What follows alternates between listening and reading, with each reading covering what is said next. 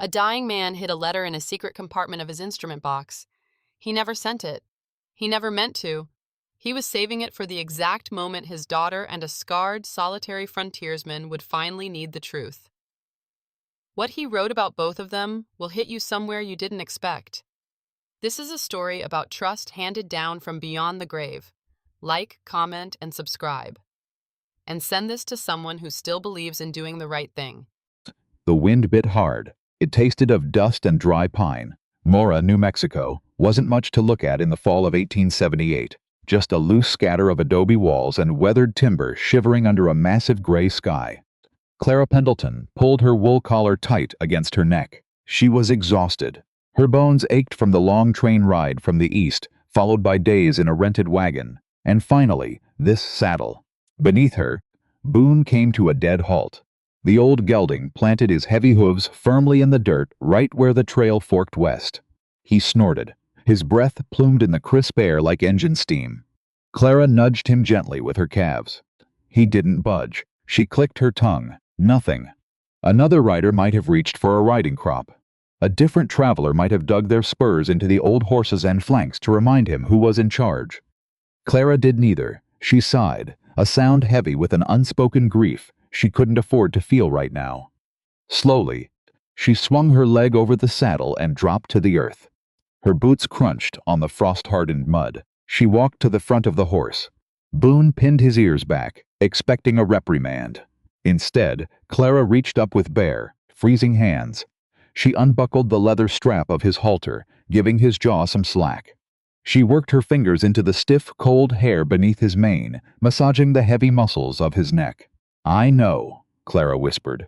Her voice was steady but quiet. "You miss him too. He rode you down this exact trail. But we can't stop here, old man. We have a job to finish." Boone huffed, leaning his massive head into her shoulder. He didn't yield to force. Thomas Pendleton had taught her that. The horse only yielded to integrity. Clara picked up the reins, clicking her tongue once more, and began to walk. This time Boone followed, trailing behind her like a giant quiet dog. They walked the rest of the way into town. The Mora post office doubled as a general store. It smelled of stale tobacco, oiled leather, and old coffee. Clara tied Boone to the hitching post outside. She carefully unstrapped a heavy brass-cornered mahogany box from her saddlebags. Her father's transit level. She carried it inside like it was made of glass. Behind the counter stood a man sorting a meager stack of letters. He had silver hair and a face lined like crinkled parchment. "Can I help you, miss?" he asked. He didn't look up right away. "I'm looking for the local postmaster," Clara said. "An Abner Finch." The man stopped sorting. He looked up, his eyes dropping to the brass-cornered box in her hands. A flicker of recognition crossed his weathered face. Then he looked out the cloudy window at the horse tied out front. "I'm Finch," he said slowly, "and unless I'm going blind, that horse belongs to Thomas Pendleton, which makes you—" "His daughter," Clara said. "Clara." Abner set the letters down. He wiped his hands on his apron. The silence in the room stretched out, thick and uncomfortable. "Thomas was a good man," Abner finally said softly. "I was real sorry to hear about his passing." Clara stiffened. She didn't want pity. Pity didn't draw contour lines. Pity didn't solve equations. "Thank you, Mr. Finch, but I am not here to mourn. I am here for the Cimarron." Abner raised an eyebrow. "The Cimarron territory? Miss Pendleton, winter is breathing down our necks. That's rough country. No place for a woman traveling alone." Clara set the heavy transit box on the wooden counter with a solid thud. She met Abner's gaze, her eyes fierce and unwavering. "Mr. Finch, a map isn't just a drawing on a piece of paper," Clara stated, her voice ringing clear in the dusty room. "It is the mathematical truth of the land recorded for history. Without absolute, unbiased truth, people live in chaos. They fight, they steal, and the law has no ground to stand on. My father spent his life measuring that truth. I didn't travel 2,000 miles just to let his life's work die in the dark." Abner stared at her. He saw the same stubborn fire that used to light up Thomas Pendleton's eyes. He let out a long, slow breath. "You got his spine, I'll give you that," Abner muttered. He leaned against the counter. "You want to finish his map, but you can't do it alone. You need someone who knows those ridges, someone who knows where the dead drops are, and where the snow covers the ravines. Then hire me a guide, Clara said. Money is no object. It's not about money, miss. Abner shook his head, looking troubled. There's only one man alive who knows the topography of the northeastern Cimarron Valley well enough to keep you alive right now. A homesteader by the name of Silas Vance. Then, where do I find Mr. Vance? Abner offered a grim, humorless smile. Out in the deep woods. But I'll warn you right now, Miss Pendleton. Save yourself the trip. Silas Vance hates the federal government, he hates surveyors, and he sure as hell isn't going to help you. Clara tightened her grip on her father's box. Why not?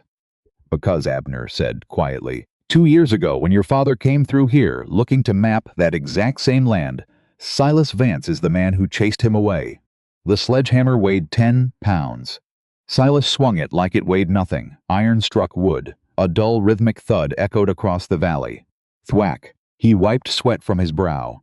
The November air was freezing, biting at his knuckles. But his shirt was damp. He swung again. Thwack. The lodgepole pine sank another 2 inches into the frozen New Mexico dirt. Silas Vance didn't trust a fence he didn't build himself. He didn't trust much of anything he didn't build himself. He leaned the hammer against his leg. He pulled off a thick leather glove with his teeth. His hands were calloused, scarred by barbed wire and burn marks. Hands that knew the soil. Hands that knew the cost of keeping it. Down the ridge, a mule picked its way up the trail. Silas squinted against the pale afternoon sun. It was Abner Finch. The postmaster looked out of place this far from town, hunched over his saddle, wrapped in a heavy wool coat. Silas didn't wave. He just picked up the hammer again. By the time Abner reached the property line, Silas was stringing the top wire. He stretched it taut with a pair of iron grips. You're working late, Abner called out, pulling his mule to a halt. The animal puffed heavily in the thin air. Winter doesn't carry a pocket watch, Silas said. He tied off the wire, wrapping it tight. He finally looked at the older man. You didn't ride all the way out here to check on my fence, Abner. What's wrong? Abner shifted in his saddle. He looked uncomfortable. Trouble came into town today, Silas. Federal? Sort of. Abner pulled off his hat, scratching his silver hair. A woman, traveling alone, says her name is Clara Pendleton. She's Thomas Pendleton's daughter. Silas went perfectly still. The wind whistled through the newly strung wire. It sounded like a low, mournful tuning fork. 2 years ago. The memory hit him like a physical blow. Thomas Pendleton had stood right here. The legendary cartographer. A man of science. A man with a federal contract, a transit level, and a map that would have destroyed 4 families. She brought his gear, Abner continued. His voice was quiet. Says she's here to finish the map of the Cimarron. She asked for a guide. I told her you were the only one who knew the ridges. Silas picked up his glove. He pulled it back on, snapping the leather over his wrist. And you told her to stay away. I did. But she's got her father's spine, Silas. She ain't going to listen. Silas turned his back to the road. He looked down into the valley. From this ridge, he could see the thin ribbons of smoke rising from the chimneys below. The Gutierrez family, the O'Malleys, the Smiths, good people, poor people, people who broke their backs pulling rocks out of the dirt just to plant a single row of corn. You should have sent her back east, Silas said. His voice was hard. I tried. But she's determined. She thinks you're just some stubborn brute who chased her daddy off for no good reason. Abner paused. Maybe you should have told Thomas the truth back then. Maybe you should tell her now. Silas spun around. His eyes were cold, flinty. The truth? Abner, the truth doesn't matter to people who only see the world in inches and degrees. Thomas Pendleton was drawing a line on a piece of paper, a straight line. Because straight lines look pretty in Washington. Silas stepped closer to the mule. He pointed a leather-clad finger toward the valley. If I had let him finish that map, his straight line would have cut right through the Gutierrez well. It would have split O'Malley's grazing pasture in half. The federal land office would have declared their deeds invalid. 4 families would have been evicted by winter. Silas lowered his hand. His chest heaved once. Land is a human right. Abner, Silas stated, his voice ringing with absolute unyielding conviction. It's not a parlor game for bureaucrats in glass offices to draw lines over and steal from the poor. It belongs to the people who bleed on it, who sweat for it. I didn't chase Thomas Pendleton away out of spite. I chased him away to keep my neighbors from freezing to death." Abner looked down. He knew Silas was right. He had always known. But the law didn't care about right and wrong. It only cared about paper. "She'll be coming up mountain tomorrow," Abner said softly. "There's a storm brewing in the west, a bad one. The sky is the color of an old bruise." Silas looked up. Abner was right. The western horizon was a bruised, ugly purple. The wind was picking up. "If she comes up here," Silas said, turning back to his fence, "the mountain will turn her back. I won't have to. She's riding Thomas's horse," Abner added. "Old Boone." Silas stopped. His hand hovered over the wire. A muscle ticked in his jaw. He remembered that horse, a stubborn, magnificent beast. "Go home, Abner," Silas muttered. "Beat the storm." Abner nodded, turning his mule around. "Don't let your pride make a killer out of you, Silas." The postmaster rode away. Silas was left alone with the biting wind. He picked up his sledgehammer. He hit the post again. Thwack. Harder this time. But the cold was seeping in, and the sky was getting darker. The dust squall came out of nowhere. 1 minute, Clara was tracking a faint deer trail up the eastern ridge. The next, the world vanished. The wind howled, a deafening roar that stripped the pine needles from the trees. It whipped up the loose, dry soil, turning the air into a blinding wall of brown grit. Clara pulled her scarf up over her nose. It didn't help. The dust stung her eyes. It ground between her teeth. "Easy, Boone," she coughed, patting the horse's heavy neck. "Easy, boy." Boone wasn't having it. The old gelding tossed his head. He sidestepped, his hooves sliding on the loose shale. He didn't like this trail. He hadn't liked it since they left Mora at dawn. Clara gripped the pommel of the saddle. Her fingers were numb. The temperature was dropping fast. The wind cut right through her heavy riding coat. She needed to find shelter. She needed to find Silas Vance. According to her father's field notes, the Vance homestead was situated at an elevation of 7,000 feet, backed against a natural limestone windbreak. She had calculated the trajectory. She knew she was close. The mathematics were sound. But the mountain didn't care about mathematics. A sudden, violent gust slammed into them. It sounded like a freight train. A dead branch snapped from a pine tree above. It crashed into the brush just a few feet away. Boone reared up. Clara shouted, throwing her weight forward. But she was exhausted. Her grip on the reins slipped. The saddle shifted. She felt herself falling. She hit the ground hard. The breath rushed out of her lungs in a sharp, painful hiss. Sharp rocks bit into her shoulder. She rolled, gasping, instinctively throwing her arms over her head to protect her face from the driving grit. Above her, Boone let out a panicked whinny. He danced backward, his heavy hooves dangerously close to her head. "Boone." "No," she choked out. She tried to push herself up. Her left knee screamed in pain. She stumbled, her boots slipping on the slick shale. She pitched forward again, waiting for the hard impact of the rocks. It never came. A pair of strong, rough hands grabbed her shoulders. Clara gasped. She was hauled upright. Through the swirling, blinding dust, she saw a chest covered in heavy canvas. She looked up. He was tall, broader than the doorway of the Mora post office. A bandana was pulled up over his nose, leaving only dark, furious eyes visible beneath a weathered Stetson. Silas Vance. He didn't say a word. He didn't ask if she was okay. He simply held her steady until she found her footing. Then he shifted his grip. He wrapped one massive arm around her waist, supporting her weight with effortless strength. Clara stiffened. She pushed against his chest.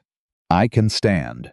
"Don't be a fool," a deep voice rumbled behind the bandana. It was rough, like gravel crushed under a wagon wheel. "You'll blow off the ridge." He didn't give her a choice. He half-carried, half-dragged her through the squall. Clara hated it. She hated being vulnerable. She hated that this man, the man who had ruined her father's mission, was the one saving her. But her knee was throbbing, and the wind was relentless. They reached a dense cluster of spruce trees. The wind broke against the heavy trunks. The dust settled just enough for Clara to breathe. Silas let go of her. He took a step back, pulling down his bandana. He was younger than she expected, but the land had aged him. He had a hard jaw, a shadow of dark scruff, and a scar that ran through his left eyebrow. He looked at her not with concern, but with cold, calculated annoyance. "You're a long way from a paved road, Miss Pendleton," Silas said. Clara leaned against a tree, testing her injured knee. She met his glare evenly. "You know who I am. Abner warned me. I told him. The mountain would turn you back. I didn't think it would try to bury you." "I am not easily buried, Mr. Vance," Silas scoffed. He crossed his arms over his broad chest. "You have no business being up here. The Cimarron isn't a classroom. Your father learned that the hard way." Clara's eyes flared. The dust and the cold suddenly didn't matter. Her chin tilted up. "My father," Clara said, her voice sharp as glass, "was the finest cartographer this country has ever seen. He didn't leave because this land was too hard. He left because he was chased off by a hostile squatter who lacked the education to understand the value of a legal survey." Silas didn't flinch. His expression remained utterly unreadable. "Education," Silas repeated softly. The word sounded like a curse in his mouth. "You think a piece of paper makes a thing true? You think your transit level knows where the water runs dry in August? Your father's legal survey was a death warrant for people who actually live here." Before Clara could fire back, a heavy crunch of hooves sounded behind her. Out of the swirling dust, Boone appeared. The massive gelding hadn't bolted back down the trail. He had followed them. Clara reached out. "Boone, come here." The horse ignored her hand. He didn't even look at her. Instead, Boone walked straight past Clara. He stepped up to Silas. The horse lowered his massive head, letting out a soft, low huff. He nudged Silas's chest. Then, deliberately, the horse rested his heavy chin on Silas's shoulder. Clara froze. Her mouth parted in shock. Boone hated strangers. He was notoriously difficult, stubborn to a fault. He had barely tolerated Clara all morning. And yet, here he was, surrendering completely to the man she considered her enemy. Silas didn't look surprised. His rough, scarred hand came up. He ran his fingers slowly through Boone's tangled mane. He scratched the exact spot behind the horse's ears that Thomas Pendleton used to scratch. "Hello, old man," Silas murmured. The hostility in his voice vanished, replaced by a quiet, profound respect. "It's been a while." Clara watched, entirely unmoored. The horse, her father's constant companion, the silent judge of character, had made his choice. Boone didn't yield to the map. He yielded to the man who knew the mountain. Silas looked up from the horse. His dark eyes locked onto Clara's. "Your map is wrong, Miss Pendleton," Silas said quietly. He patted Boone's neck. "Even the horse knows it." A sudden, wet snowflake hit Clara's cheek, then another. The dust squall was dying, only to be replaced by something far worse. The sky overhead wasn't just purple anymore. It was turning a blinding, terrifying white. "You can't go down," Silas said, looking up at the sky. His jaw tightened. The political friction between them was immediately shoved aside by the primal instinct for survival. Human life over ideology. "What?" Clara asked, distracted by the cold. "The storm broke," Silas said, stepping forward. He grabbed Boone's reins. "We have 5 minutes before this ridge is buried in 3 feet of snow. Move." Clara didn't argue. Her knee throbbed, but she pushed off the tree. She limped after Silas, watching the broad back of the man who held her father's horse, leading them into the blinding white. The cabin was 20 feet long and 20 feet wide. That was it. 4 walls of hand-hewn pine logs, mud chinking, a cast-iron stove in the center, a single bed in the corner. When the heavy oak door slammed shut behind them, the world outside ceased to exist. Silas dropped the heavy wooden crossbar into the iron brackets. It fell with a solid, echoing thud. Outside, the blizzard roared. It sounded like a wounded animal tearing at the roof shingles. Inside, it was quiet. Too quiet. Clara stood by the door, shivering. Her teeth chattered. Snow melted off her heavy wool coat, pooling on the rough plank floor. Her left leg hovered an inch off the ground. The knee she had twisted on the trail was throbbing with a hot, vicious pain. Silas didn't say a word. He walked to the stove. He threw in a handful of kindling and struck a match. The fire flared, casting long, dancing shadows across the small room. "Take the coat off," Silas ordered. He didn't look at her. He was busy feeding larger splits of wood into the iron belly of the stove. "Hang it on the peg by the fire. You'll freeze to death in your own clothes." Clara bristled at the command, but she was too cold to argue. She fumbled with her frozen buttons. Her fingers were stiff, clumsy. Finally, she shed the heavy, wet wool. She limped toward the fire, dragging her bad leg. She sank into a sturdy wooden chair beside the stove. The heat hit her face. It felt like salvation. Silas stood up. He turned and looked at her. Really looked at her. In the flickering firelight, Clara Pendleton was a mess. Her dark hair had escaped its pins. Her cheek was bruised from the fall. But her eyes were sharp. They watched him with the wary intensity of a cornered hawk. "Let me see the knee," Silas said. "It's fine," Clara snapped. "Don't lie to me, Miss Pendleton. You can't put weight on it." Silas pulled up a stool. He sat directly in front of her. "Roll up the pant leg." Clara hesitated.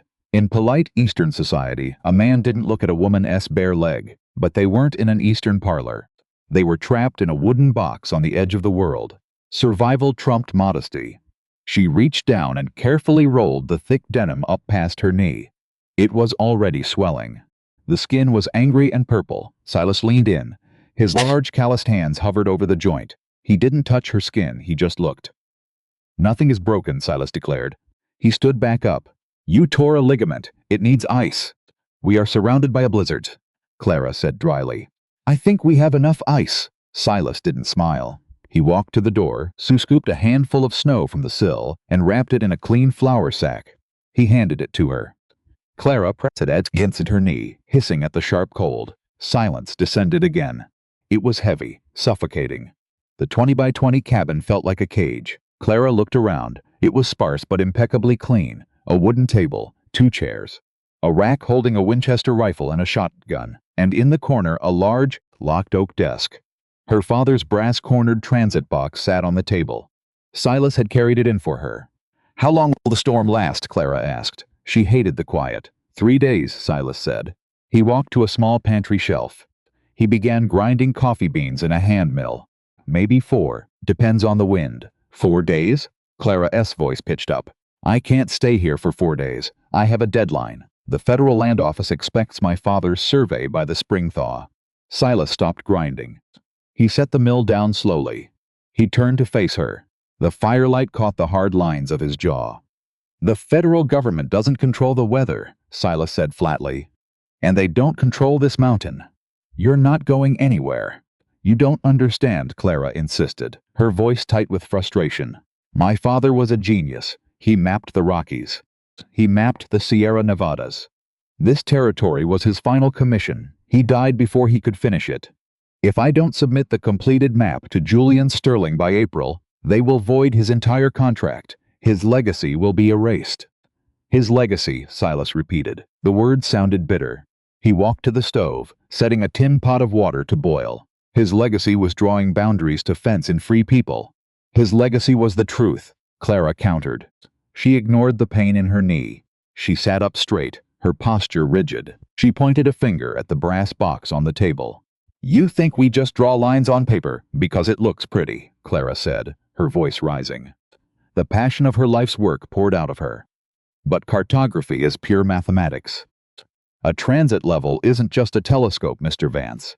It measures exact horizontal and vertical angles. By triangulating the stars and the sun, we plot the exact curvature of the Earth. We use trigonometry to determine the precise distance between a mountain peak and a riverbed." Silas watched her. He didn't interrupt. "It is an exact science," Clara continued, her chest heaving. "It doesn't care about politics. It doesn't care about land disputes. It only cares about facts. The map is the absolute truth of the land. It brings order to chaos." "It brings politicians to my front door," Silas said quietly. Clara gripped the arms of her chair. Her knuckles turned white. "Mr. Vance," she said, her voice trembling, but completely unbroken. "Your world thinks women are only fit to embroider flowers on silk. You think I am just a grieving daughter playing with her father's tools. But mathematics and geology have no gender. When I stand behind that transit level, the geometry of those mountains treats me as an equal. The stars don't care if I wear a skirt. I demand the same respect for my intellectual labor from you."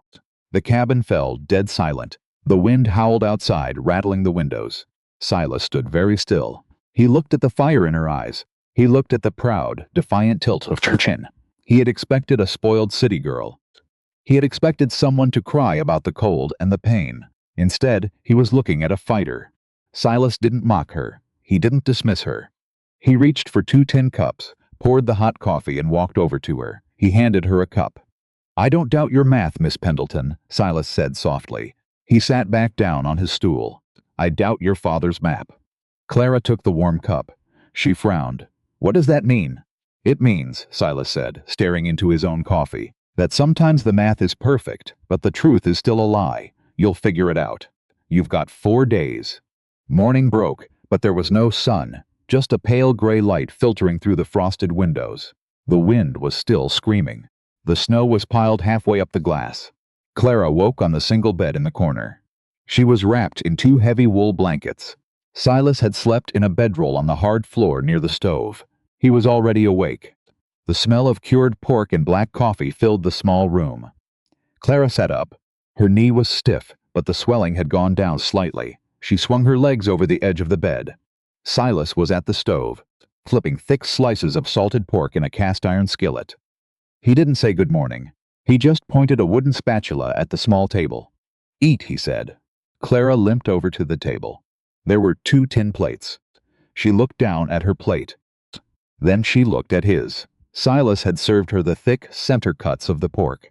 The meat was tender and marbled. On his own plate he had piled the tough end pieces, the gristle and the fat. He didn't make a show of it. He didn't announce his chivalry. He just sat down and started eating the scraps, assuming she wouldn't notice.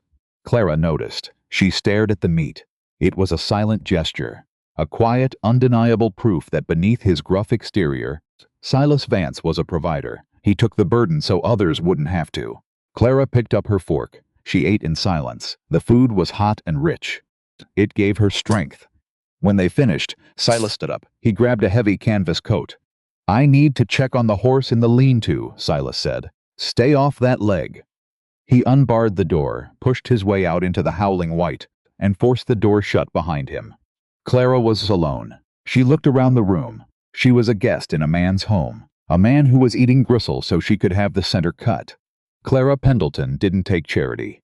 She never had. She stood up. She tested her knee. It hurt, but it held her weight.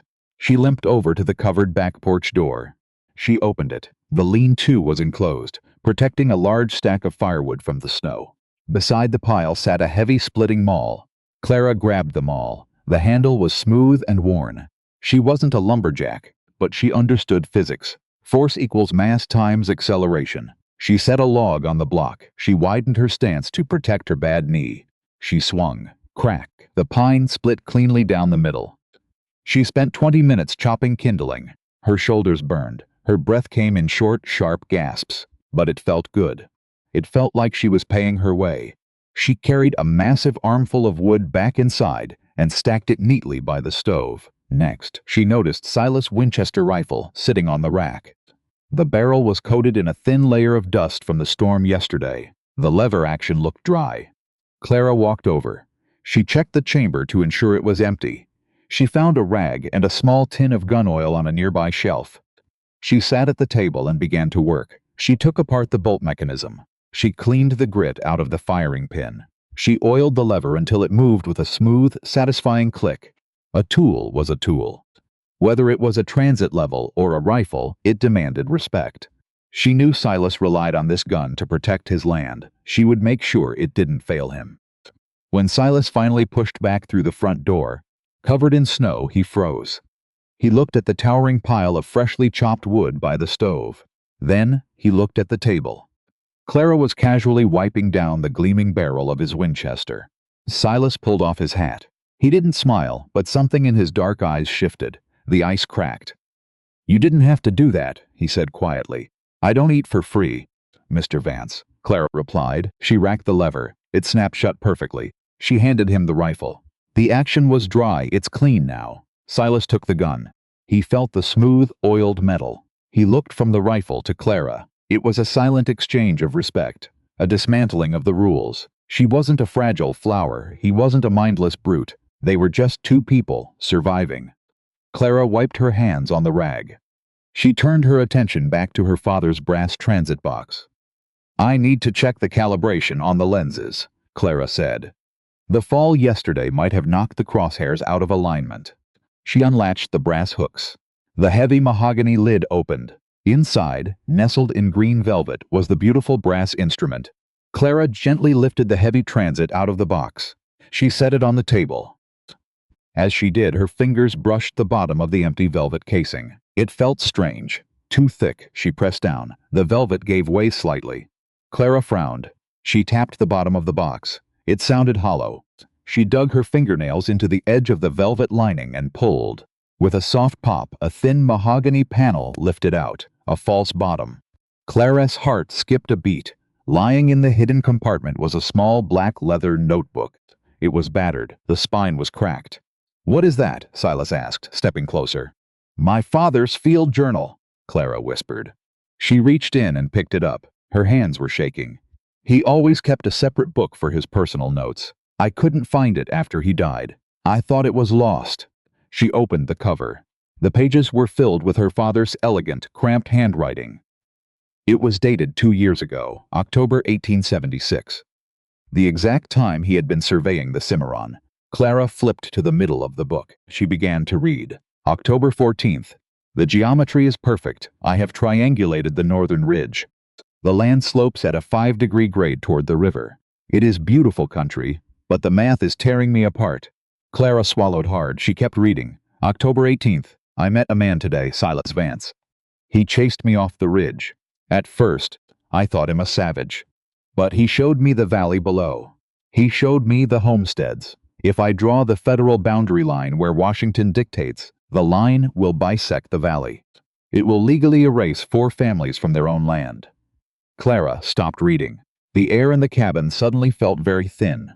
October 20th. "A cartographer's duty is to the truth. I have always believed this. But I realize now that a line on a map is a weapon. If I submit this survey, the law will use my math to justify a robbery. I cannot do it. I have the data. I know exactly what the map should look like. But I am leaving it blank. I will return east and tell them the terrain was too difficult. It is a lie. But it is a lie that saves lives.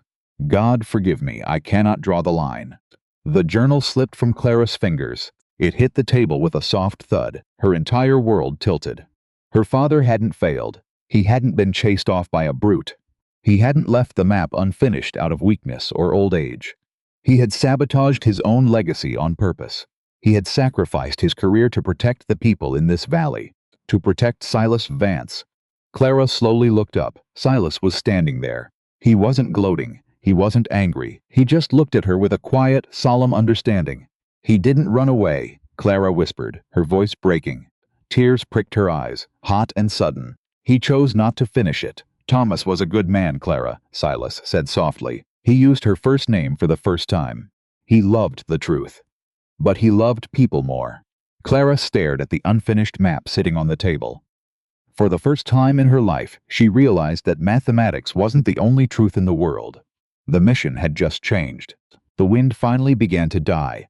It didn't stop completely. It just settled into a low, hollow moan against the cabin walls. The fire popped inside the iron stove. Silas sat by the hearth. He held a piece of oiled leather and a heavy stitching awl, working a broken harness back together. But his eyes weren't on his hands. His eyes were on Clara. She had been at the table for 5 hours. She had cleared away the breakfast plates and replaced them with the tools of her trade. A heavy T-square, a brass compass, a set of finely machined steel calipers. She had laid out a large sheet of heavy drafting paper. Next to it sat her father Seth's leather journal. Silas watched her work. It was like watching a master blacksmith at an anvil. There was no wasted movement. She would read a line of coordinates from the journal. Her eyes would narrow. Then, she would take the calipers, measure a precise distance on the brass ruler, and transfer it to the paper. She didn't just draw lines. She built a world. She was drawing contour lines. Silas knew what they were. Most folks just saw squiggles on a page. But Silas knew that when those lines were drawn close together, it meant the land was steep. A cliff, a canyon wall. When the lines were spaced far apart, it meant a gentle slope, a valley floor. Clara was mapping the invisible shape of the mountain, and she was doing it entirely from her father's incomplete notes. "The grade is too steep here," Clara muttered to herself. She didn't look up. She tapped the end of her pencil against her chin. "Where?" Silas asked. His voice was quiet in the still room. Clara traced a spot on the paper, the western ridge. My father recorded a 20-degree drop over a span of 400 yards. If I project that angle downward, it creates a massive funnel. She looked over at Silas. That's a flash flood zone. If a heavy spring rain hits that ridge, all the water gets channeled straight into the basin below. Silas stopped stitching. He set the harness down. It does. But people live down there, Clara said, her brow furrowed. According to the property claims Abner showed me, the O'Malley family has a homestead right at the base of this slope. That makes no sense. The physics are wrong. How so? Clara shifted in her chair, turning her body toward him. She leaned forward, the teacher in her coming alive. Follows gravity, Mr. Vance, Clara explained, her voice steady and clear. It doesn't care about property lines. It doesn't care about a deed in a courthouse. When water hits a 20-degree slope, it picks up speed. It carries topsoil with it. If the O'Malleys planted crops in that basin, the first heavy rain would wash their entire livelihood away. The soil wouldn't hold. The math proves they shouldn't be able to survive there. She looked back at the blank spot on her map. And yet, she said softly, they do survive, which means the math I have is incomplete. There has to be something breaking the water's momentum before it hits the valley floor. A secondary ridge, a limestone shelf. Something my father didn't write down. Silas stared at her. Julian Sterling, the federal agent, wouldn't have cared about the water. Sterling would have drawn a straight, arbitrary line right through the basin, stamped it with a federal seal, and called it a day. If the O'Malleys washed away in the spring, it was their own fault for building on government-surveyed land. But Clara cared. She saw the land not as a grid to be conquered, but as a living, breathing machine. She understood that human survival was tied directly to the geological truth of the earth. There's a shelf, Silas said quietly. Clara looked up. What? A limestone shelf, Silas repeated. He stood up from the hearth. It cuts across the ridge right above the O'Malley place. It catches the runoff, channels it east into a natural spillway. That's why their topsoil stays put. Clara grabbed her pencil, her eyes widened. How wide is the shelf? About 60 yards. And the drop-off? 12 feet, sheer rock. Clara quickly sketched a series of jagged contour lines onto the paper. She calculated the new trajectory of the water. She let out a long breath. That changes everything, Clara whispered, staring at the paper. It protects the valley. It creates a natural boundary. She looked up at Silas, her eyes shining with sudden realization. My father knew about this shelf. That's why he stopped mapping. If he recorded this shelf, the federal government would claim it as a natural resource for quarrying. They would blast it to pieces, and the O'Malleys would drown. Silas didn't answer. He just looked at her. He had spent 2 years hating Thomas Pendleton's daughter. He had pictured her as a ruthless, educated aristocrat coming to finish her father's dirty work. But sitting in front of him was a woman who used her brilliant mind to find the truth, not to hide it. She wasn't the enemy. She was the only chance they had. Silas made a decision. He walked past her table. He went to the far corner of the cabin, where the heavy oak desk sat in the shadows. He reached into his pocket and pulled out a small brass key. The lock turned with a sharp, heavy clack. Clara stopped drawing. She watched him. The air in the room suddenly felt charged, thick with a strange anticipation. Silas pulled open the bottom drawer. It squeaked, stiff from years of disuse. He reached deep inside. When he pulled his hand out, he was holding a long, thick tube of oiled canvas, tied shut with a leather thong. He walked back to the table. He stood opposite Clara. "Move your paper," Silas said. Clara didn't argue. She slid her incomplete map to the side. Silas set the canvas tube on the table. He untied the leather string. With a swift, practiced motion, he unrolled the canvas across the smooth wood. He pinned the 4 corners down with Clara's compass, her inkwell and 2 heavy coffee cups. Clara stood up. She leaned over the table. She stopped breathing. It was a map, but not just a map. It was a masterpiece. Every inch of the northeastern Cimarron Valley was charted. The contour lines were drawn with absolute, agonizing precision. Every elevation change, every creek, every jagged peak was recorded in perfect proportion. The limestone shelf above the O'Malley farm was there. The underground aquifers were shaded in light blue ink. The soil types were marked with tiny, immaculate symbols. It was better than her father's work. It was better than anything she had seen in the archives in Washington. Clara reached out. Her fingers hovered over the heavy paper, terrified to touch it, as if it were a mirage that might vanish. "The triangulation is flawless," Clara whispered, her eyes darting across the grid lines. "The scale is exact, the topography. It's alive. I can see the mountain." She looked up at Silas. Her mind raced. "Where did you get this? Did my father draw this before he died?" "No, the handwriting is different. This is military grade. This is an Army Corps engineer's survey." "It is," Silas said. "Who drew it?" Clara demanded. Silas looked down at the map. His scarred hands rested flat on the edges of the table.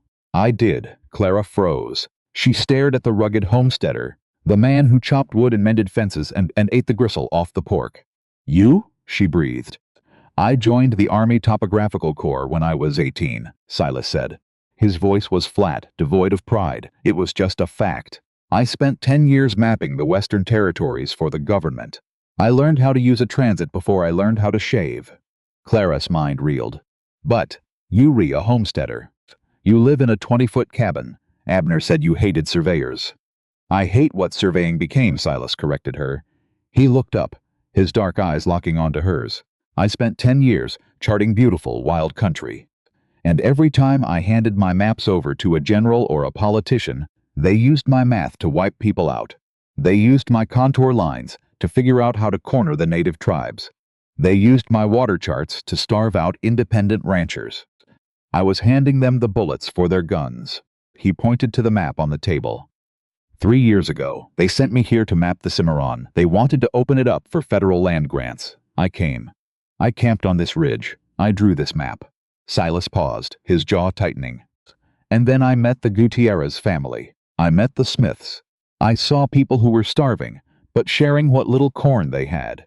I saw a community that the government wanted to erase with a straight line." Silas reached across the table. He didn't touch the map. He tapped a single, heavy finger against the blank sheet of paper Clara had been working on. "A true map isn't just cold technical specs, Clara," Silas stated, his voice ringing with a deep, quiet authority. "It must carry the breath and sweat of the people who plow it. I hid this because knowledge without empathy is just a weapon." Clara felt a shiver run down her spine, not from the cold outside, but from the sheer weight of his words. She looked back down at the masterpiece on the table. She saw it now. It wasn't just a geographical record. It was a shield. Silas had recorded the exact boundaries of the homesteads, aligning them perfectly with the natural, unchangeable geology of the land. He hadn't drawn squares. He had drawn the truth. "You deserted," Clara said softly. It wasn't an accusation. It was a realization. "I resigned," Silas said. "I told my commanding officer the terrain was impassable. I told him the magnetic ore in the mountains made the compasses useless. I lied to a federal officer, packed up my gear, and bought this piece of land. And then my father showed up," Clara said, the pieces finally clicking together. 2 years later, the government sent the great Thomas Pendleton to finish the job you abandoned." Silas nodded slowly. "He set up his transit right on my property line. I rode out to meet him. I was ready to run him off with a rifle if I had to, but I didn't." Clara's heart pounded.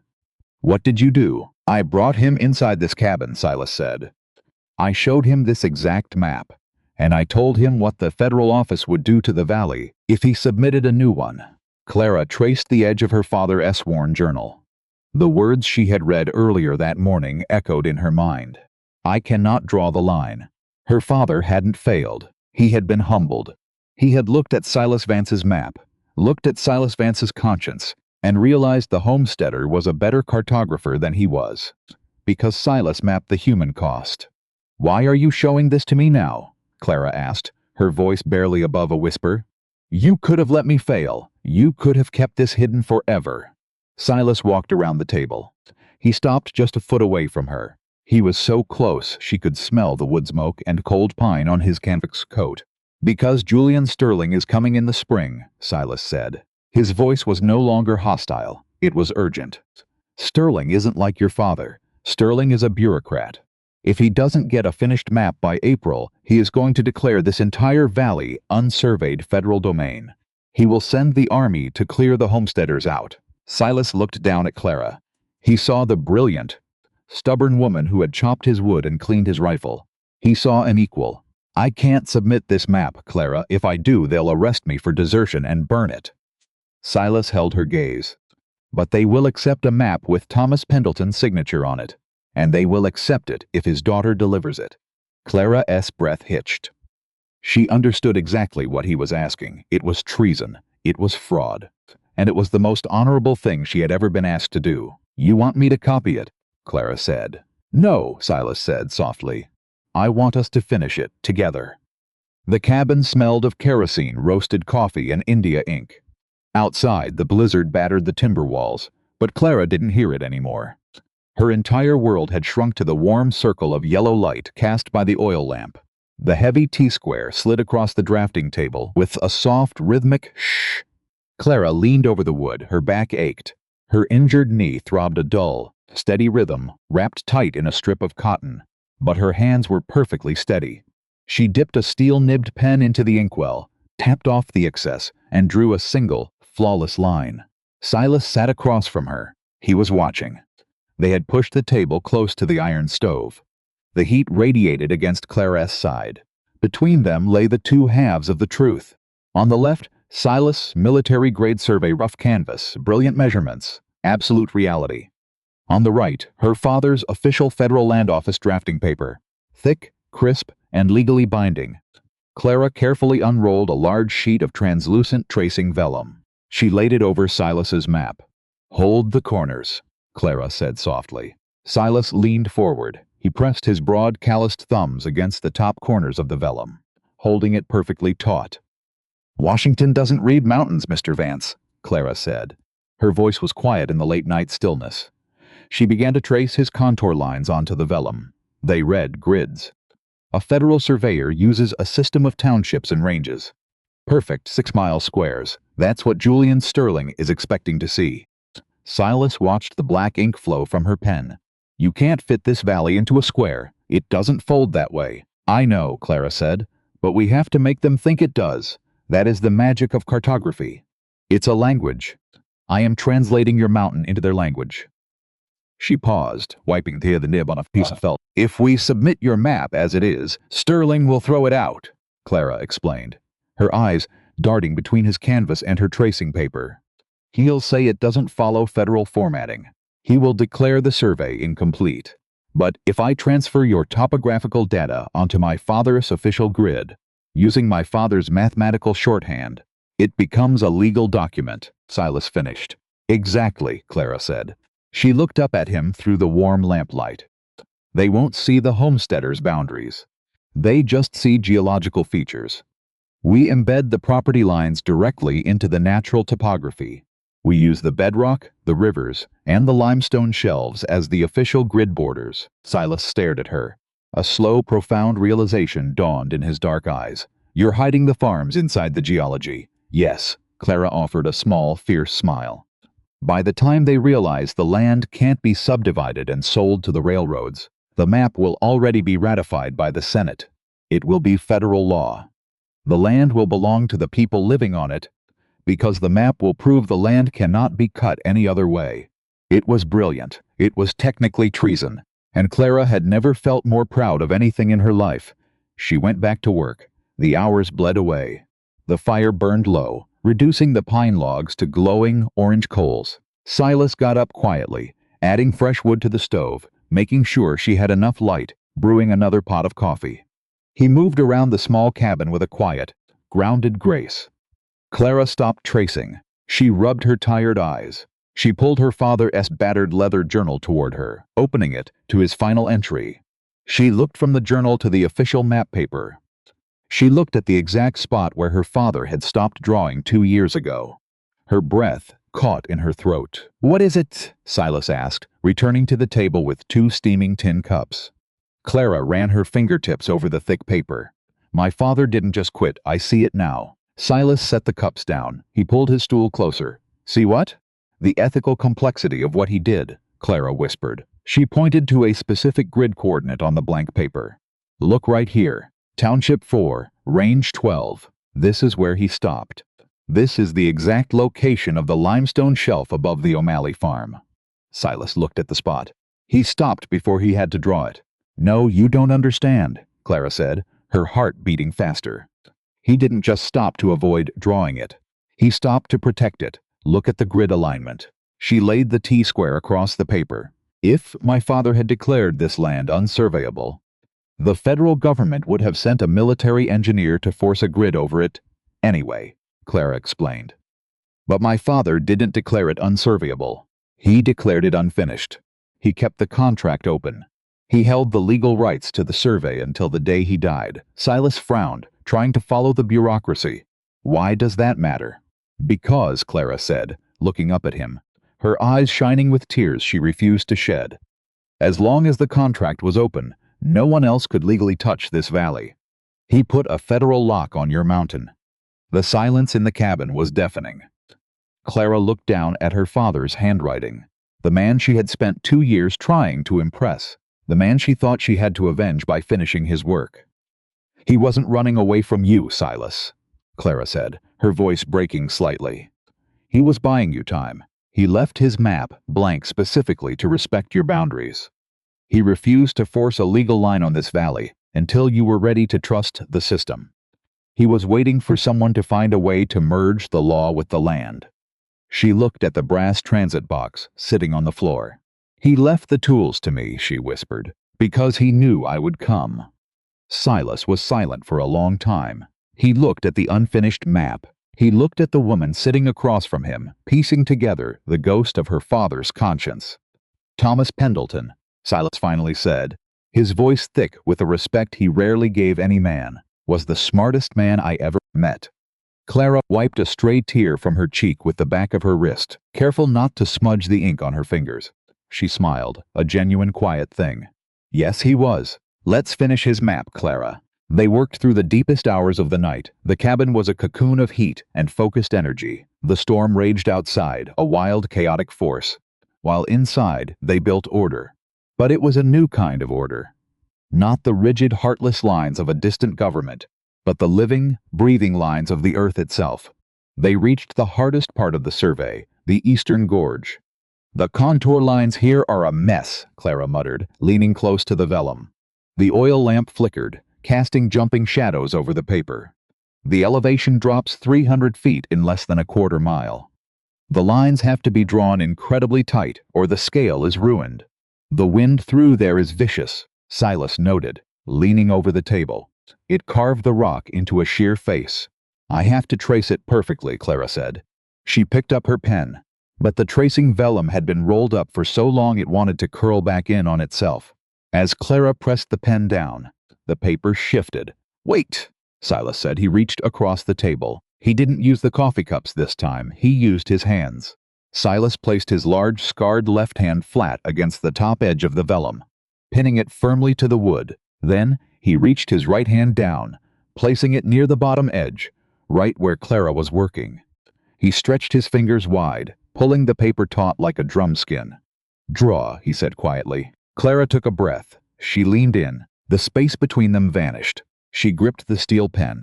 She began to draw the incredibly tight, intricate lines of the gorge.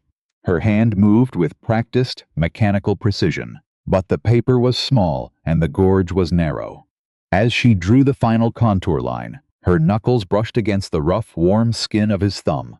The physical contact was electric. Clara's hand stopped. The steel nib hovered a millimeter above the paper. A drop of black ink swelled at the tip, threatening to fall and ruin the work.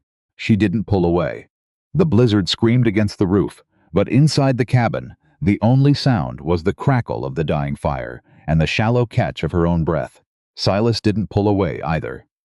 His hand remained perfectly still, holding the paper taut, anchoring her to the table. His skin was rough, scarred from barbed wire and sledgehammers. Hers was stained with black ink and graphite, calloused from drafting tools. They were hands that knew how to work, hands that knew how to build. Slowly, deliberately, Silas shifted his thumb. He didn't move away. He just adjusted his grip, letting the side of his hand rest firmly against hers.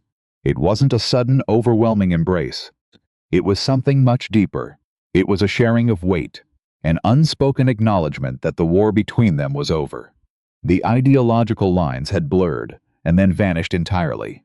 Clara looked up. Silas was already looking at her. The harsh, guarded frontiersman she had met in the dust squall was gone. In his dark eyes, there was only a fierce, unwavering loyalty, a quiet surrender to the fact that they were in this together now, against the winter, against the government, against the world. "The ink," Silas murmured, his voice a low, rough vibration in the quiet cabin. Clara blinked. She looked down. The drop of ink on the nib was trembling. With a steadying breath, she lowered the pen. She finished the line. It was perfect. She lifted the nib away from the paper and set the pen on its felt rest. Only then did they pull their hands apart. The air in the cabin felt different, thicker, warmer. Clara sat back in her chair. She rubbed her wrist, feeling the ghost of his heat against her skin. She looked down at the map. The eastern gorge was complete. The O'Malley farm was safe.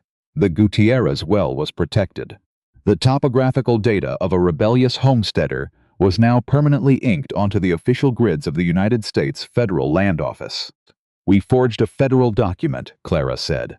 A breathless, disbelieving laugh escaped her lips. Silas leaned back in his chair. A slow, genuine smile broke across his weathered face.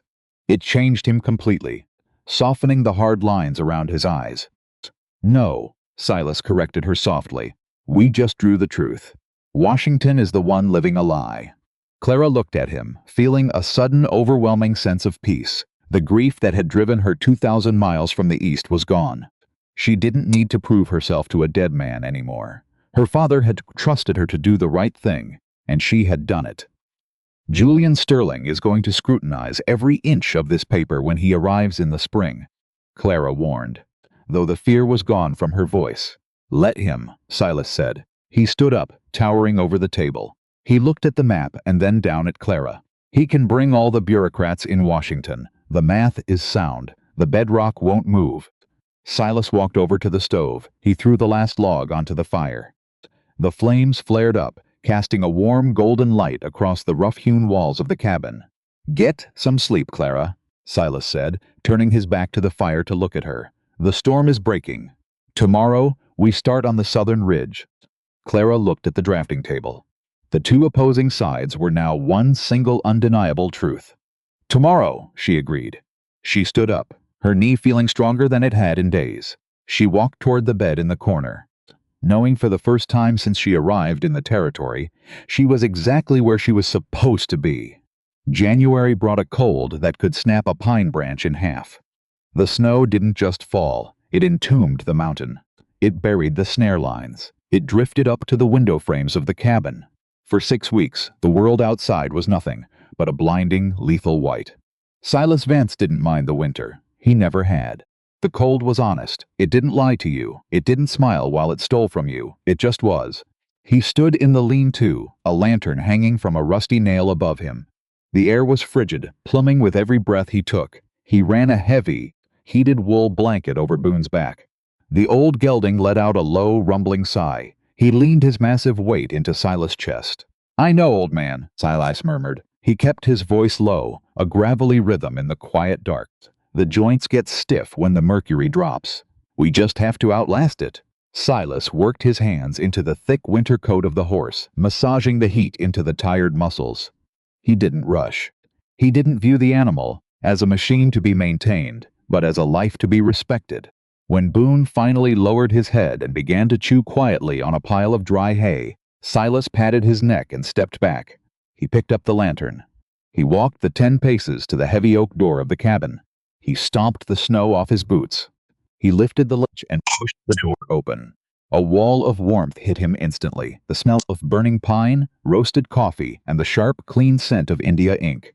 Silas closed the door, dropping the crossbar into place. He turned and looked at his home.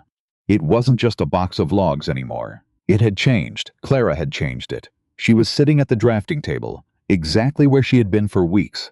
The oil lamp bathed her in a soft, golden light. Her dark hair was tied back with a simple strip of cotton. She was wearing one of his old flannel shirts over her dress to keep the ink off her cuffs. The sleeves were rolled up past her elbows. Her fingers were stained black. She looked up when he walked in. She didn't smile right away, but the tension in her shoulders dropped, a quiet, undeniable relief. He was back. He was safe. Silas took off his coat and hung it on the peg. He pried off his heavy boots, leaving them by the door so he wouldn't track melting snow near her paper. It was a small gesture, an unstated rule of their shared existence. She kept the fire of the mind burning. He kept the fire of the hearth alive. "How is the wind?" Clara asked. She set her steel pen down on the felt rest. "Dying down," Silas said. He walked to the stove in his thick woolen socks. He poured a cup of coffee. "We might see the sun tomorrow." "How is the southern grid?" Clara sighed. She leaned back in her chair, stretching her back. "It is a mathematical nightmare, Silas. The federal grid system was designed for flat lands. Ohio, Kansas. Places where a man can draw a straight line for 100 miles and hit nothing but grass." She tapped her pencil against the thick official paper. "When the government surveys land for real estate," Clara explained, her voice taking on that clear educational tone he had come to look forward to, "they are taking an inventory of dormant capital. They measure board feet of timber. They assess mineral deposits. They calculate how many railroad ties can be laid per square mile. It is a commodity survey. It measures what can be extracted." Silas sat down on his stool by the fire. He held his hot cup with both hands, letting the warmth seep into his scarred knuckles. "And what are we doing?" Clara looked at him. Her eyes were bright, fierce in the lamplight. "We are charting survival," Clara said flatly. "When you draw a map for a sanctuary, you aren't looking at what can be taken. You look at what must be protected. We are mapping the depth of the water table. We are marking the soil erosion limits. We are defining the winter windbreaks. We are legally classifying this valley not as a resource, but as a critical geological basin." She picked up her compass, tracing a wide circle over the O'Malley homestead. "By defining the land this way," she continued, "we force the federal government to recognize the environmental necessity of the people living here. We are proving that without these homesteaders managing the irrigation, the soil would collapse. We aren't just hiding them in the map, Silas. We are making them geographically indispensable." Silas listened. He absorbed every word. He had spent 10 years in the Army Topographical Corps. He had watched generals look at maps and see only battlefields. He had watched politicians look at maps and see only gold. But Clara looked at a map and saw a shield. She used her brilliant mind not to conquer the earth, but to defend the people standing on it. "Your father would have been proud of that math," Silas said quietly. Clara stopped moving. The compass hovered over the paper. She didn't speak for a long time. The silence in the cabin stretched out, filled only by the crackle of the fire and the low howl of the wind outside. Slowly Clara set the compass down. She reached under the table. She brought up the heavy, brass-cornered mahogany box that held her father's transit level. She set it on her lap. She didn't open the main compartment. Instead, she slid her fingernails under the green velvet lining, popping the false bottom loose. Silas watched her. He knew about the hidden journal. But Clara wasn't reaching for the journal. She reached deeper into the shallow hidden space. She pulled out a small rectangular piece of thick parchment. It was an envelope. The edges were yellowed. The center was sealed with a heavy dollop of dark red wax. Stamped into the wax was the official seal of the Pendleton cartography firm. Clara didn't look at it. She looked at Silas. "I was cleaning the brass casing this morning while you were checking the snares," Clara said. Her voice was uncharacteristically quiet. A slight tremor ran beneath her words. "I found this wedged in the back corner of the false bottom. It must have slipped under the binding of the journal." She stood up. She walked across the small room. She stopped in front of Silas. She held the envelope out to him. Silas looked down. Written across the front of the parchment, in the elegant, cramped handwriting of Thomas Pendleton, were 2 words. To Silas. Silas' breath hitched in his chest. He stared at his own name. He felt a sudden heavy weight drop into his stomach. He looked at Clara. "You didn't open it." "It's not addressed to me," Clara said simply. It was a profound act of trust. She was a woman driven by facts, by data, by the need to know the truth. This was a letter written by her dead father, hidden for 2 years. The curiosity must have been agonizing, but she had kept the seal unbroken. She had honored his right to his own history. Silas slowly reached out. He took the envelope. The parchment felt heavy in his hands, rough and old. "Open it," Clara whispered. She stepped back, giving him space, but she didn't look away. Silas slid his thumb under the wax. He broke the seal. The dried wax cracked with a sharp, brittle snap that echoed in the quiet cabin. He unfolded the heavy paper. The ink was faded, but the handwriting was steady. Silas leaned closer to the firelight. He began to read. October 21st, 1876, Mr. Vance. If you are reading this letter, it means I am dead. And it means my daughter, Clara, has found you. I am a man of science, Silas. I measure the world in absolute certainties. But my doctors tell me my heart is failing, and there is no mathematics that can reverse it. I do not have much time left. I am returning east tomorrow. I am leaving the Cimarron map blank. I saw your survey, Sisylas.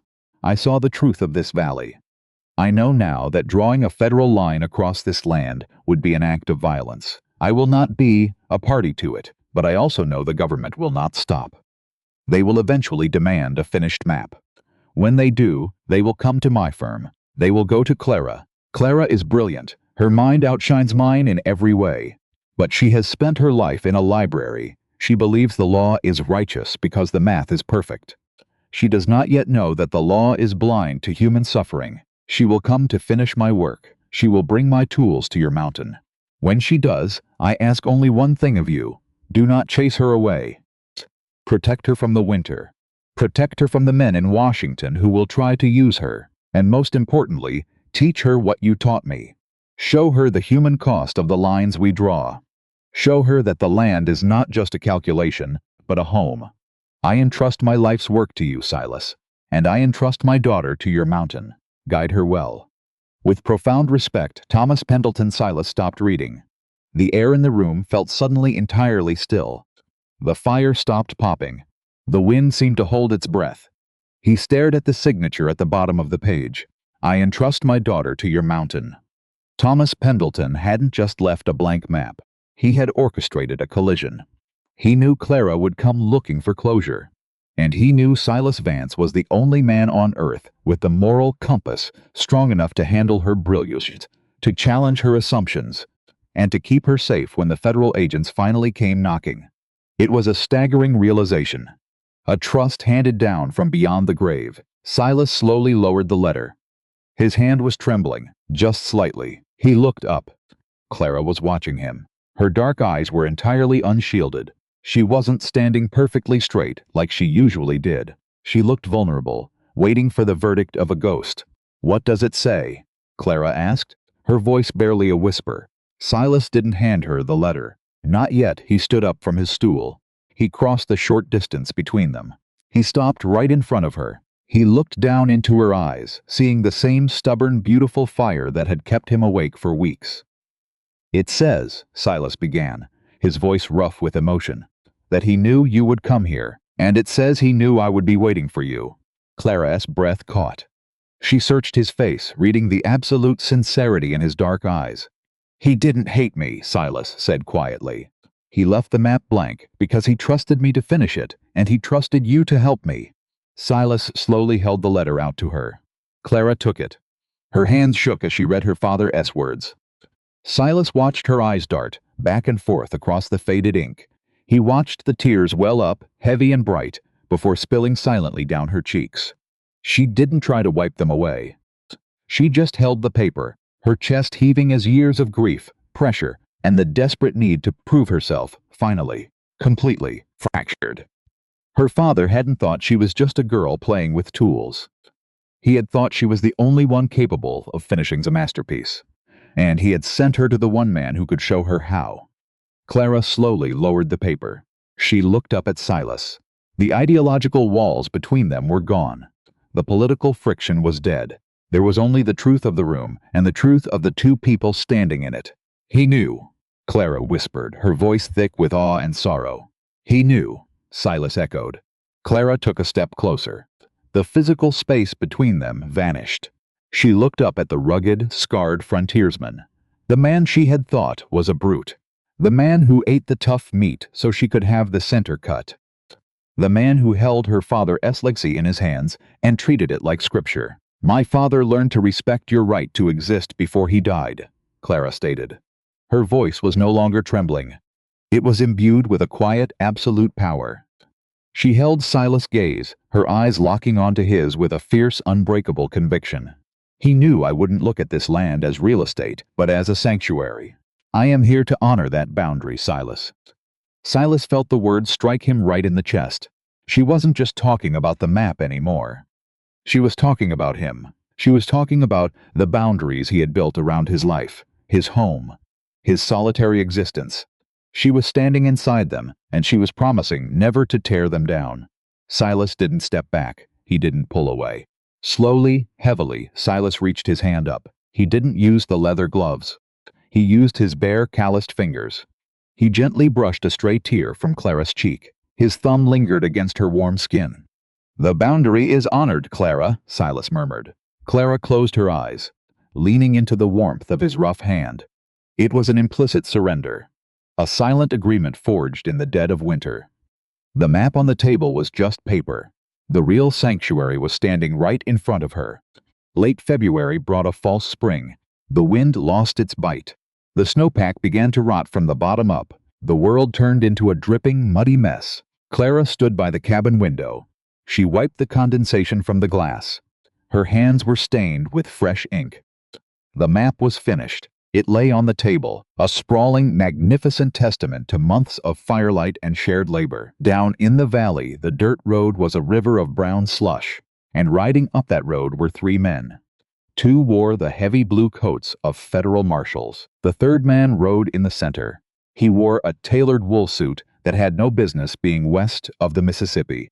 He sat stiffly in his saddle, looking at the mountains with open disdain. "They're early," Clara said. Silas was at the stove, pouring coffee. He stopped.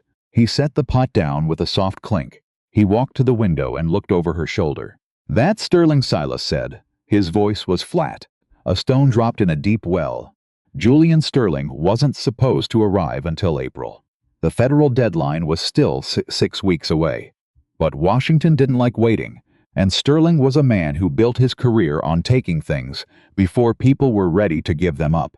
"We have 11 days until the official contract expires," Clara said. Her heart hammered against her ribs. She looked back at the map. "We're ready." "Let them knock," Silas said. He didn't reach for his rifle. He didn't lock the door. He simply walked to the drafting table. He rolled up his sleeves, revealing forearms corded with muscle and scarred by the land. He stood at the edge of the table, waiting. The heavy thud of boots sounded on the porch. A fist pounded on the oak door. "Federal Land Office," a sharp voice called out. "Open up." Clara walked to the door. She lifted the iron crossbar and pulled it open. Julian Sterling stood on the threshold. He was a handsome man, but it was a cold, sharp kind of handsome. His boots were caked in mud. He looked at Clara with a mixture of surprise and profound impatience. "Miss Pendleton, I presume," Sterling said. He didn't take his hat off. "Your father's firm informed us you came out here to play surveyor. I am Julian Sterling, Regional Director of the Federal Land Office." He pushed past her without waiting for an invitation. The 2 marshals crowded in behind him, their hands resting lazily on their gun belts. Sterling stopped in the center of the room.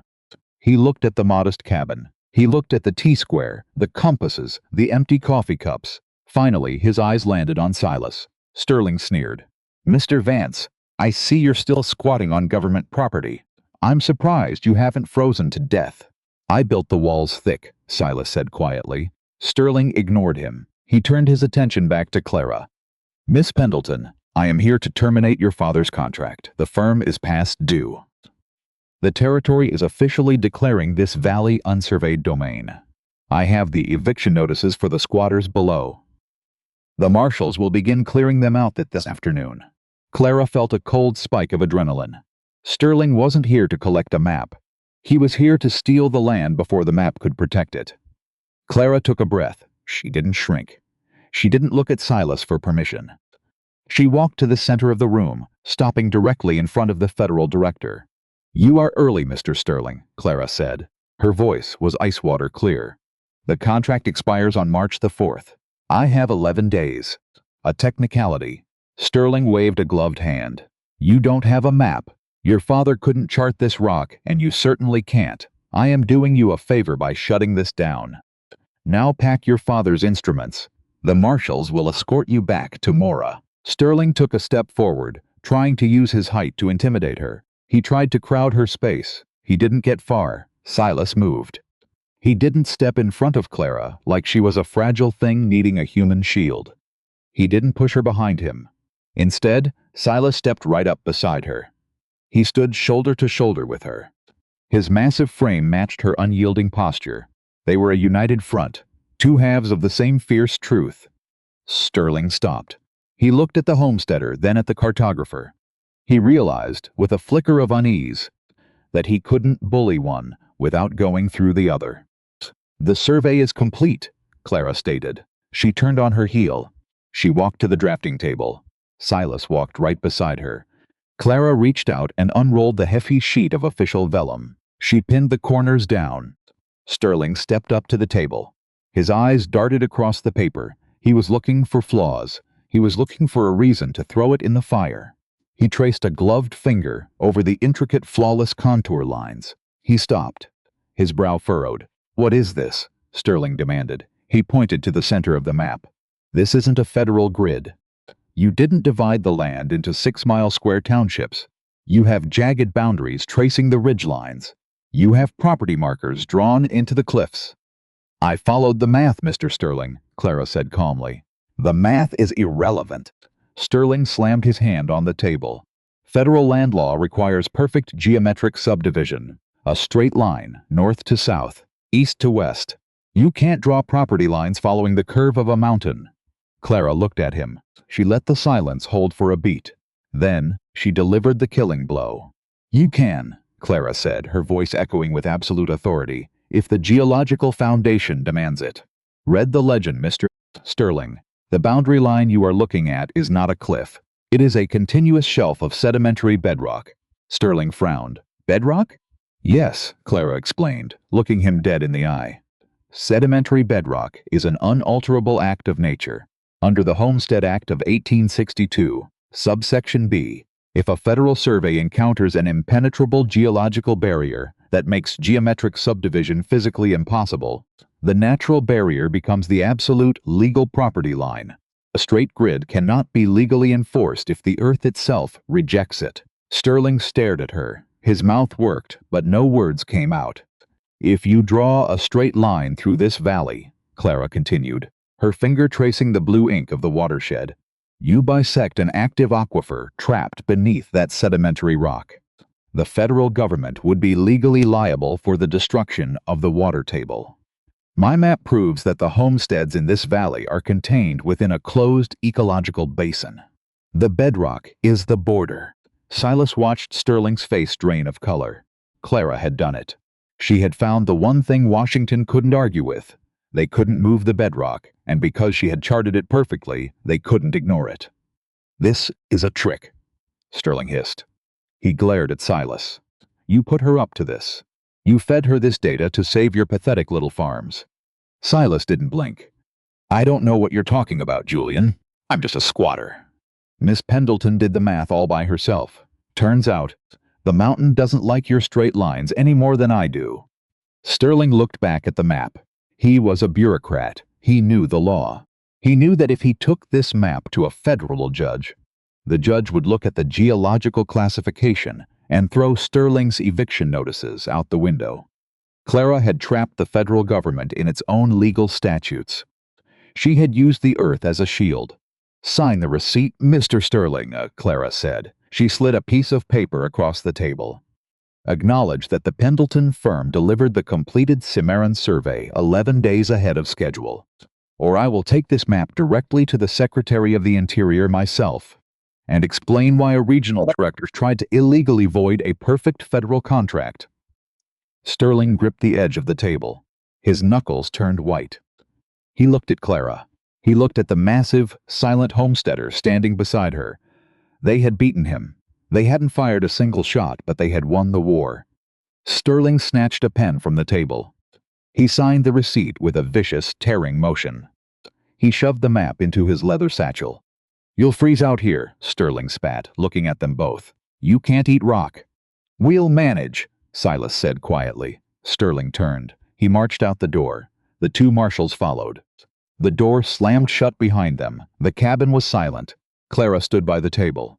She looked at the empty space where the map had been. Her father's final commission, her life's greatest work. It was gone. Her knees suddenly felt weak. The adrenaline was leaving her system, replaced by a hollow, floating exhaustion. She swayed slightly. Silas caught her. His large hands gripped her shoulders. He pulled her against his chest. It wasn't the rough, desperate grab from the dust storm months ago. It was an embrace. Deep, grounding. Clara buried her face in his flannel shirt.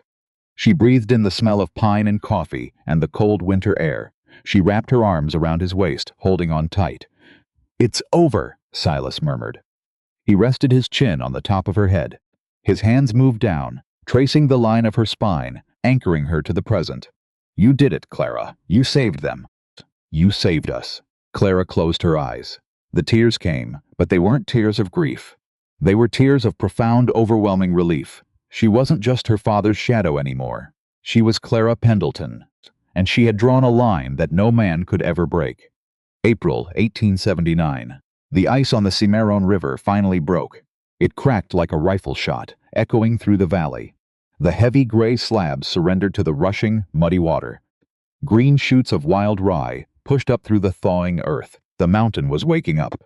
Abner Finch rode up the trail on his mule. He didn't wear his heavy wool coat today. The sun was warm, cutting through the thin, crisp air.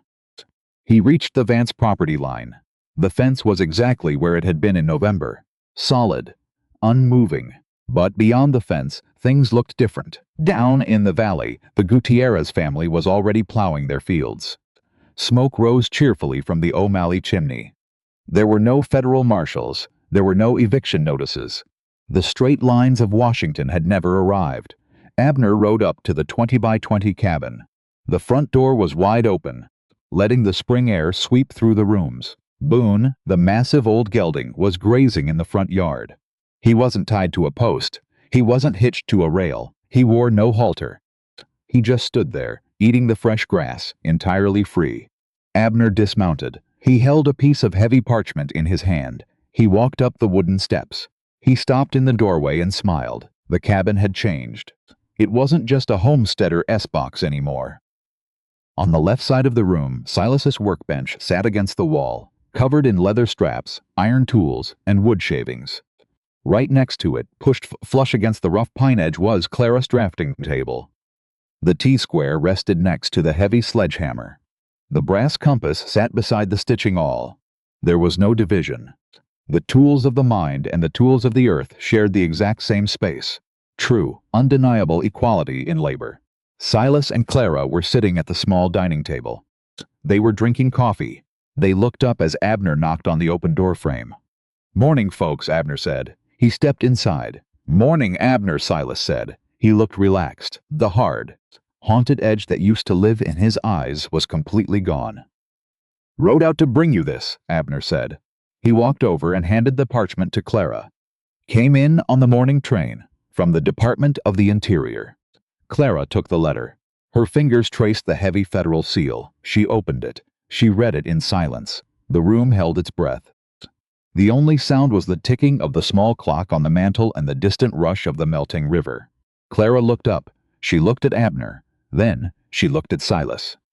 A smile broke across her face. It was brilliant. It rivaled the spring sun pouring through the window. "The Senate ratified it," Clara said. Her voice was thick with emotion. "The Pendleton-Vance geological map is officially federal law. The basin is protected. The homestead deeds are permanently secured." Abner let out a loud, joyous whoop. He slapped his leg. "I knew it. I knew they couldn't fight the bedrock. You two did it. You beat 'em with their own paper." Silas didn't shout. He didn't cheer. He just reached across the table and took Clara's hand. He wove his scarred fingers through hers. He held tight. "I'll go down to the valley," Abner said, tipping his hat, his eyes shining. "I'll tell the Gutierrez boy to spread the word. There's going to be a hell of a celebration tonight." "We'll be down later," Abner Silas said. "Thank you." The postmaster nodded, turning and walking out the door. A moment later, they heard his mule trotting back down the muddy trail. The cabin was quiet again. Clara looked at the letter in her hand. The crisis was over. The job was done. By all logical metrics, she should pack her brass box, put a saddle on Boone, and ride back to the East Coast. She had avenged her father. She had proven her brilliance. But as she looked at her drafting table, pushed permanently against Silas' workbench, she knew she wasn't going anywhere. She had built a sanctuary, and she was going to live in it. Silas stood up. He pulled Clara up with him. He led her out the open door. They stood on the porch. The air smelled of wet pine and turning earth. Boone looked up from the grass. The old horse gave a soft huff, then went back to eating. He was looking west, toward the deep, uncharted valleys of the mountains. He was waiting for them. Silas wrapped his arm around Clara's waist. She leaned her head against his shoulder. They fit together perfectly. Not because one was weak and the other was strong, but because they were both made of iron, forged in different fires. Silas looked out over the land he had fought so hard to keep. "We spent all winter fighting over who owns this land," Silas said quietly, his voice a low, steady rumble against her ear. He turned his head, looking down at her. His dark eyes were filled with a profound, quiet reverence. "But spring taught me the truth," Silas continued. "Humans don't own the earth, Clara. We never did. A piece of paper doesn't give you dominion over a mountain. It's mutual respect, compassion, and the work of our hands that define our borders. That's the only truth that matters." Clara looked up at him. She saw the man who had chased away a federal surveyor to save a starving family. She saw the man who had given her the center cut of the meat. She saw her equal. "My father's map is finished," Clara whispered. "The eastern edge of the territory is legally closed." Silas smiled, a slow, warm thing that reached all the way to his eyes. He turned her slightly, pointing toward the vast, jagged peaks of the deeper Rockies, the land where the federal grids hadn't yet reached, the wild, unbroken earth. "Then we map the west," Silas said. "We chart the rivers before they try to dam them. We map the valleys before they try to clear them. We use the math as a shield, Clara, everywhere they try to go." Clara looked at the uncharted horizon. Her heart swelled. The grief was entirely gone, replaced by a fierce, burning purpose. "Together?" she asked. Silas leaned down. He pressed his lips against hers. It was a kiss that held the weight of the winter, the relief of the spring, and the absolute promise of the future. It was slow, deep, and perfect. When he pulled back, he rested his forehead against hers. "We go west together," Silas said, his voice an unbreakable vow in the crisp spring air. "Not because we have nowhere else to go, but because we choose to walk as equals." Clara smiled. She reached for his hand. Behind them, the drafting tools and the iron hammers rested side by side in the cabin. Before them, the mountain waited, and in the yard, the old horse raised his head, ready to walk. Some characters in this story may display flawed judgment, emotional instability, or morally questionable choices as part of their personal journeys. These portrayals are intended to explore human emotion and conflict within a fictional context and should not be interpreted as guidance or endorsement. This story began with a blank space. But unlike every other blank space we have encountered on the Cimarron, this one was not left by grief, or cowardice, or failure. It was left by a dying man who had finally learned the most difficult lesson his science could teach him: that a perfect measurement, in service of a corrupt purpose, is not precision, it is betrayal. Thomas Pendleton spent his life believing that the map was the truth. He died understanding that the map was only as true as the conscience of the person holding the pen. And in his final months, with his heart failing and his time running out, he did the bravest thing a man of facts can do. He chose the unmeasurable over the measurable. He chose the human over the calculation. He left his masterpiece unfinished because finishing it would have been a crime dressed up as a career. He then did something even braver. He sent his daughter into the wilderness to discover that truth on her own, because here is what this story understands about the way wisdom is passed from one generation to the next. You cannot hand someone a revelation. You cannot write it in a letter and seal it with wax and expect it to land the same way it would if they had walked the mountain themselves. Thomas knew Clara. He knew her brilliance. He knew her rigidity. He knew that she carried, in her magnificent and well-trained mind, the same arrogance that had once blinded him. The belief that the universe was ultimately made of numbers, and that numbers, correctly applied, would always lead to justice. He also knew the only thing that could break that belief open was not an argument. It was a horse who refused to follow the map. Boone knew before any of them did. He knew the way animals always know, by the sound of a person's breath in the cold, by the weight of their hands, by the particular quality of the silence they carry. He walked past Clara and rested his chin on Silas's shoulder, because he recognized something in that scarred, muddy, gristle-eating homesteader that no federal document had ever captured. He recognized a man who respected the ground under his feet. And in doing so, the old horse cracked the foundation of everything Clara thought she knew about authority. Real authority, this story tells us with absolute clarity, is not granted. It is not stamped in red wax or signed at the bottom of a government form. It is earned by the work done in the dark, in the freezing lean-to at midnight, with bare hands on a tired animal's stiff joints. It is earned by serving the gristle so someone else gets the center cut. It is earned by spending 6 months alone on a moonlit ridge, measuring the stars, drawing a perfect map, and then hiding it under the floorboards, because you know that knowledge without empathy is just a weapon waiting to fire. Silas Vance is the most quietly extraordinary figure in all of these Cimarron stories. He was trained by the same government he ultimately betrayed. He learned the tools of conquest, and chose instead to forge them into tools of protection. He spent a decade watching his maps become battlefields, and his surveys become eviction notices. And when the moment came that he could no longer serve the machine in good conscience, he did the one thing the machine could never account for. He quit. He left his commission and his rank and his career, and came home to a 20-foot cabin on a mountain, and he built something the government had no category for. He built a sanctuary. He built it quietly, without recognition, without any promise that it would ever hold. And when it finally needed defending, he did not reach for his rifle. He reached for her. That is the partnership at the heart of this story. Not a man protecting a woman. Not a woman softening a man. 2 equals, standing shoulder to shoulder, each carrying the specific knowledge the other lacks, each trusting the other completely with the tools of their own discipline.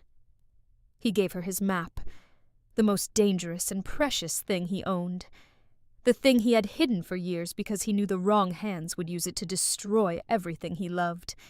And she gave him her name, her father's legal authority, the federal commission that could transform his hidden truth into permanent law. Neither of them could win alone.